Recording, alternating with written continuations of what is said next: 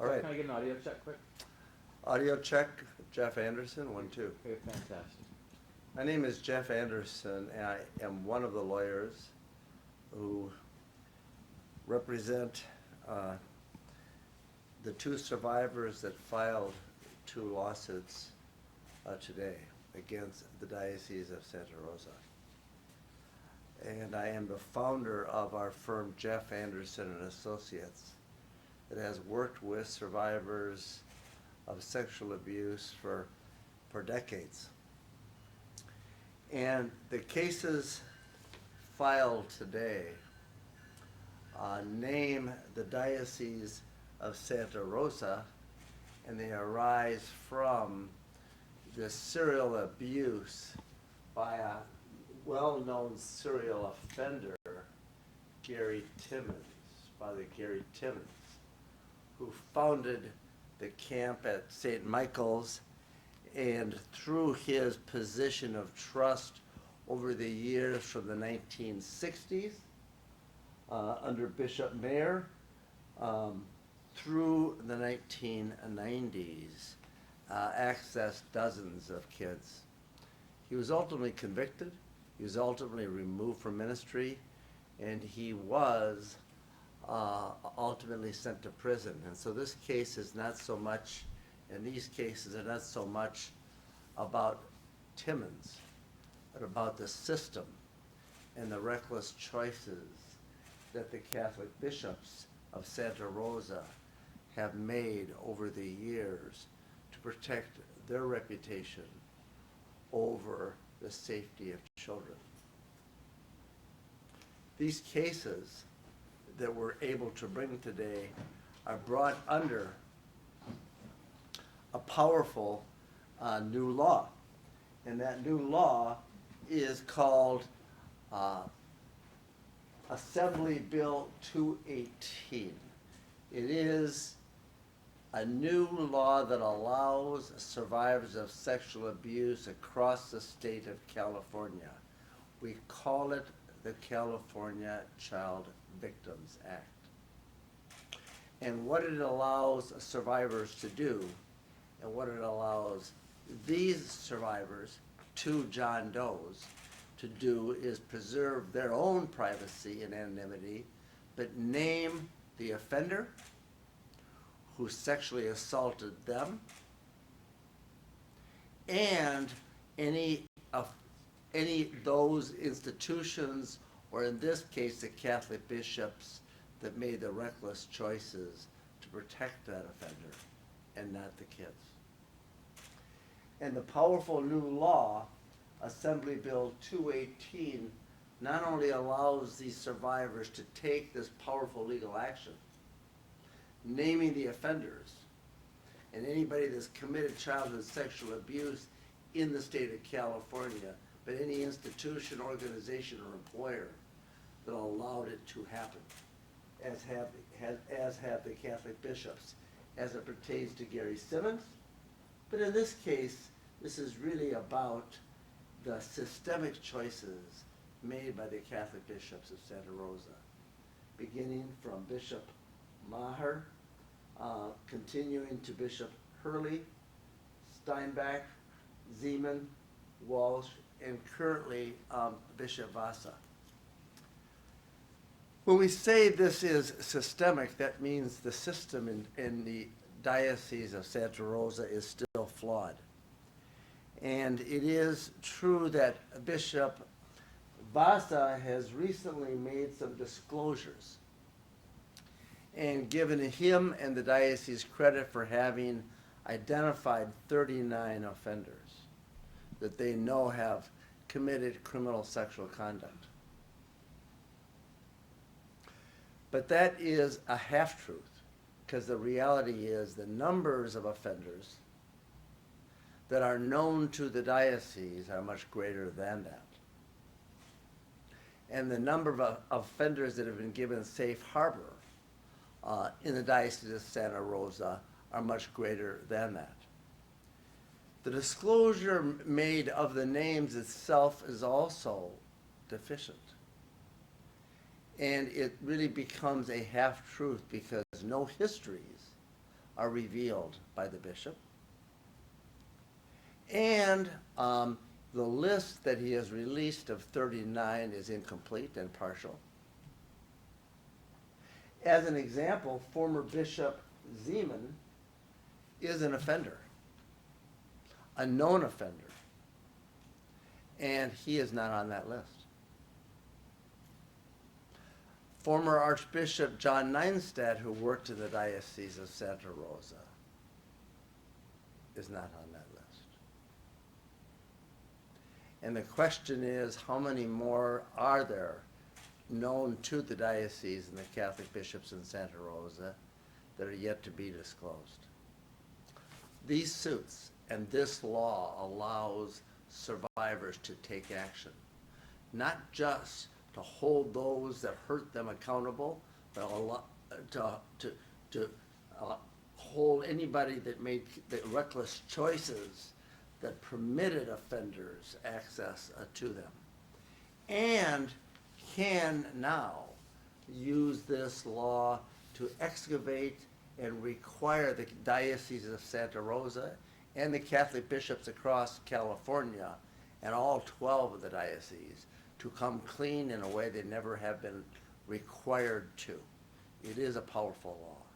It is now been passed into law, and credit is due to the legislature, to the governor, and the championing work done by Assemblywoman Lorena Gonzalez, who championed this bill through the legislature that now gives survivors the chance to have their truth known, to protect their own privacy, to reveal the perpetrators who are in the community and who have violated them in the past, no matter what age the survivor is.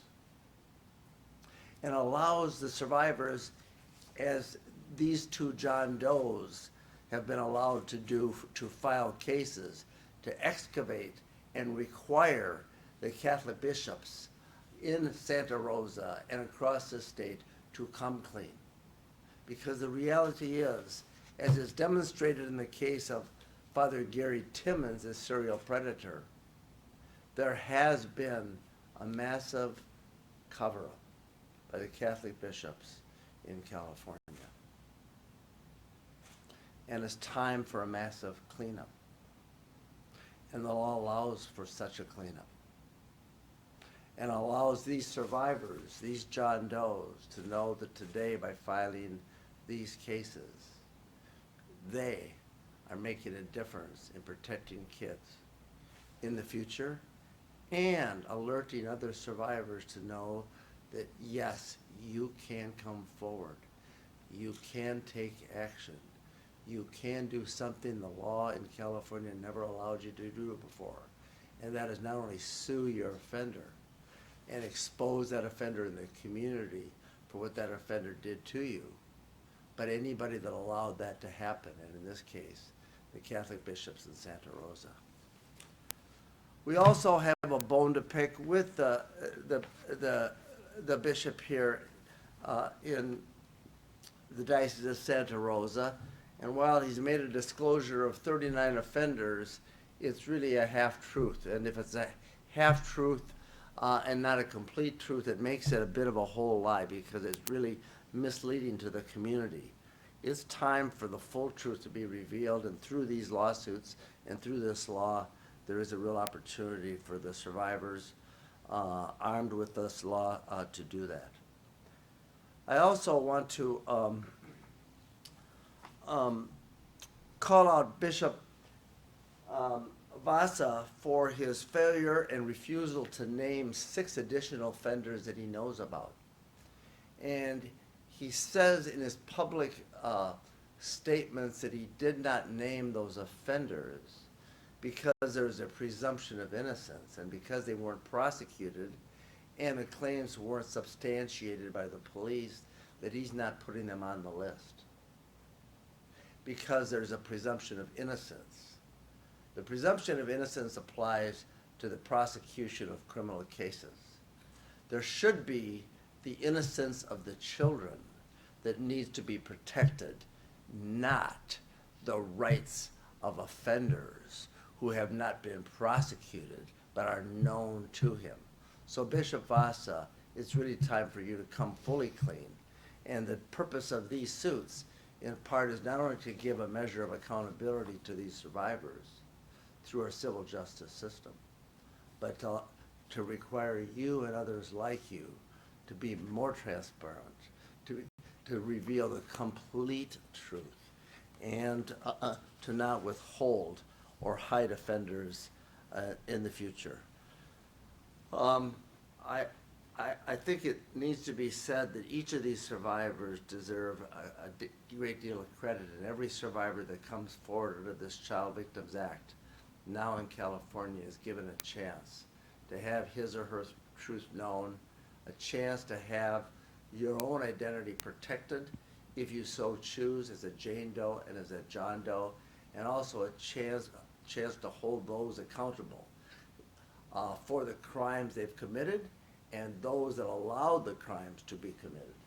And so I have with me today also one of our advocates, Beatriz Mendoza.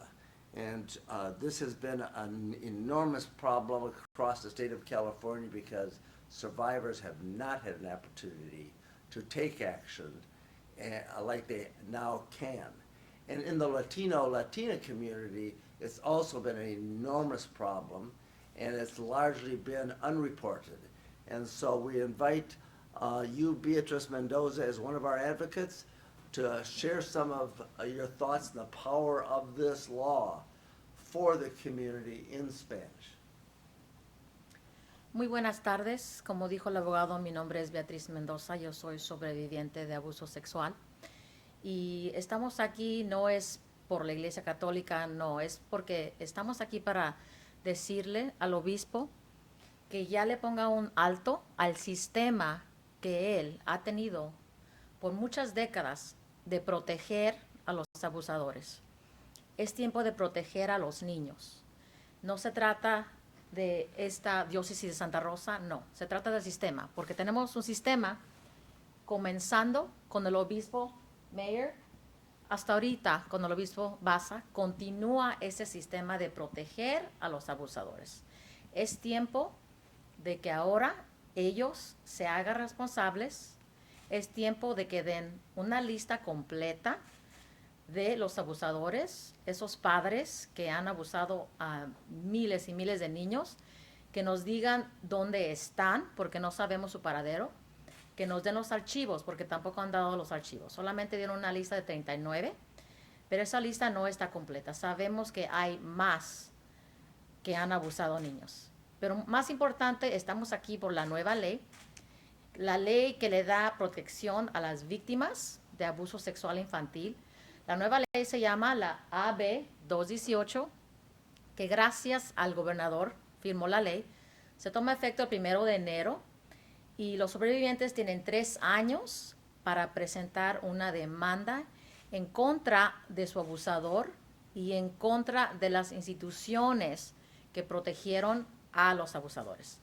Y esta nueva ley, como vemos aquí, va a hacer a los niños del futuro más seguro. Y es importante porque no se trata, como les dije, de la iglesia, no se trata de ninguna institución, se trata de proteger a los niños. Y esta nueva ley, AB 218, le va a dar una voz a los niños. Entonces, por favor, corran la voz porque son 3 años que pueden presentar la demanda, no importa la edad, no importa. Puede tener 40, 50, 60 años y no importa cuándo ocurrió el abuso. Entonces, por favor, corran la voz, contáctenos, pero es muy importante, si no hacemos esto, va a seguir el sistema de abusar a los niños y tenemos que ponerle un alto a este sistema. Thank you, Beatriz Mendoza. And this is really a crime bill, and it removes the statute of limitations for bringing any civil action for crimes against children, sexual assault against any children, and anybody that allowed to occur for 3 years. It's also designed to deter offenders and those that would protect them.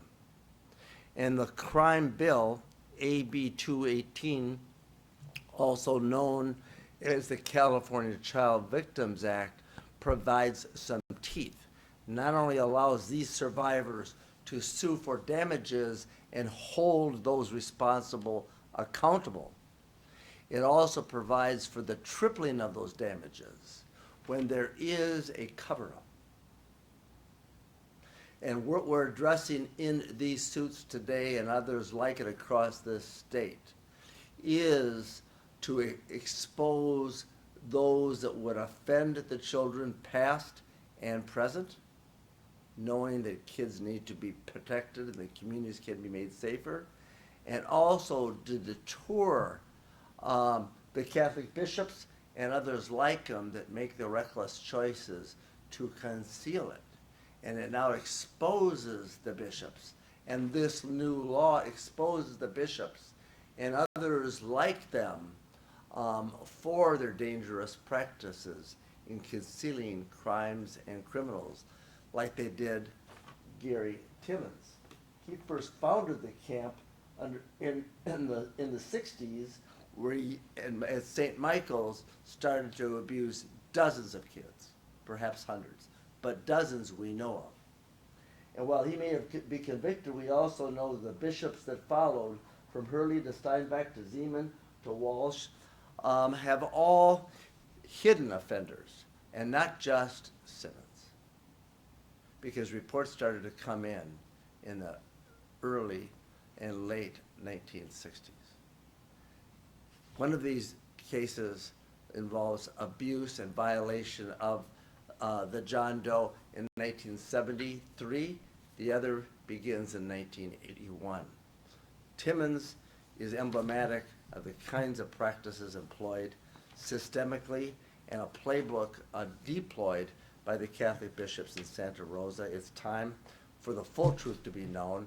It's time for the law to allow survivors to do something to protect kids, and it's time for survivors to have a chance for validation, vindication, empowerment, and to know that through this law, John Doe and Jane Doe, and when you come forward, you can know that you're doing something to make our community safer here in Santa Rosa and across the state of California. And to every survivor that shares his or her secret and chooses to take this action, we express deep gratitude on behalf of each and every kid that can know that it is a safer place, because the law now allows you to take an action that you hadn't been able to before. And so thank you to you, B. Mendoza, for being with us today, and to all the survivors and the two John Does that filed these cases here today.